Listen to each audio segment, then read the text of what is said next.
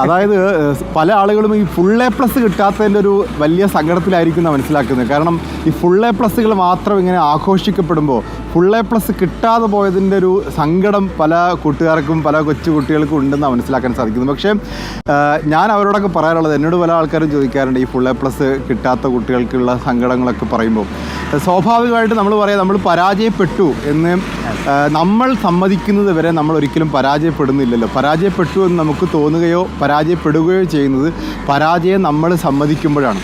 നമ്മളൊരിക്കലും ഇപ്പോൾ യേശുദാസിൻ്റെ SSLC book നോക്കിയിട്ടല്ലോ Yesudas genius ആയതും. സച്ചിൻ ടെണ്ടുൽക്കറിൻ്റെ SSLC ബുക്ക് ആരും കണ്ടിട്ടില്ല. അതിലൊന്നും ഫുൾ എ പ്ലസ് അല്ല.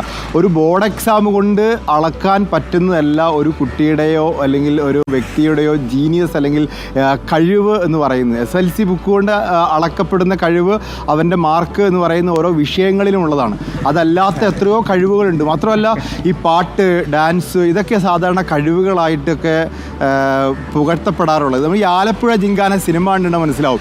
ഈ പാട്ടോ ഡാൻസോ അല്ലെങ്കിൽ എന്തെങ്കിലും മാർഷൽ ആർട്സോ ഇതൊന്നും അറിയാത്ത കുട്ടികളും കഴിവുള്ളവരുണ്ട്. ചിലപ്പോൾ നല്ല സംഘാടകരായ കുട്ടികൾ, കുറേ ആൾക്കൂട്ടത്തിനിടയിൽ അവരെയൊക്കെ ഒന്ന് സംഘടിപ്പിച്ച് നിർത്താൻ പറ്റുന്ന, ആളുകളോടൊക്കെ നന്നായിട്ട് കമ്മ്യൂണിക്കേറ്റ് ചെയ്യാൻ പറ്റുന്ന, ചില ആളുകളോടൊക്കെ തുറന്ന് സംസാരിക്കാൻ പറ്റുന്ന, ആളുകളുടെ മനസ്സിലെ സങ്കടങ്ങൾ നീക്കാൻ പറ്റുന്ന, അങ്ങനെ ഒരുപാട് കഴിവുകളുണ്ട്. പൊതുവെ കഴിവുകളായി കണക്കാക്കപ്പെടുന്നത് പാട്ട് പാടുക, ഡാൻസ് ചെയ്യുക, അല്ലെങ്കിൽ മിമിക്രി ചെയ്യുക, പ്രസംഗിക്കുക, ഇതൊക്കെ കഴിവായിട്ട് കണക്കാക്കപ്പെടുന്നത്. ഇതിനപ്പുറത്തേക്ക് ആൾക്കൂട്ടത്തെ നിയന്ത്രിക്കുക, സംഘടിപ്പിക്കുക, അങ്ങനെ ഒരുപാട് കഴിവുകളുണ്ട്. ആലപ്പുഴ ജിങ്കാന സിനിമ അങ്ങനെയാണ് പറയുന്നത്. അപ്പോൾ അതുകൊണ്ട് ഒരു കഴിവും A+ കൊണ്ട് അളക്കപ്പെടുന്നതല്ല എന്നുള്ളതാണ്. ആൽബർട്ട് ഐൻസ്റ്റീൻ പറയും ഇങ്ങനെ, കടലിൽ നീന്തുന്ന മത്സ്യത്തിൻ്റെ കഴിവ് അളക്കേണ്ടത് അത് മരത്തിൽ കയറുമോ നോക്കിയിട്ടല്ല എന്ന്. അപ്പോൾ അതുകൊണ്ട് A+ അല്ല ഒരു കുട്ടിയുടെയും കഴിവിൻ്റെ മാനദണ്ഡം എന്നാണ് എനിക്ക് A+ കിട്ടാത്ത കുട്ടിയോട് പറയാനുള്ളത്. തീർച്ചയായും. അപ്പോൾ കുട്ടികളെല്ലാവരും ഇത് കേൾക്കുന്നവർ, കുട്ടികളൊക്കെ ഈ സമയത്ത് എണീറ്റിട്ടുണ്ടാവുമോ എന്നറിയില്ല. പക്ഷേ ഏതെങ്കിലും കുട്ടികൾ കേൾക്കുന്നുണ്ടെങ്കിൽ ഒരു ബൂസ്റ്റായില്ലേ രാവിലെ തന്നെ, നമുക്ക് നിരാശകളെ വേണ്ട.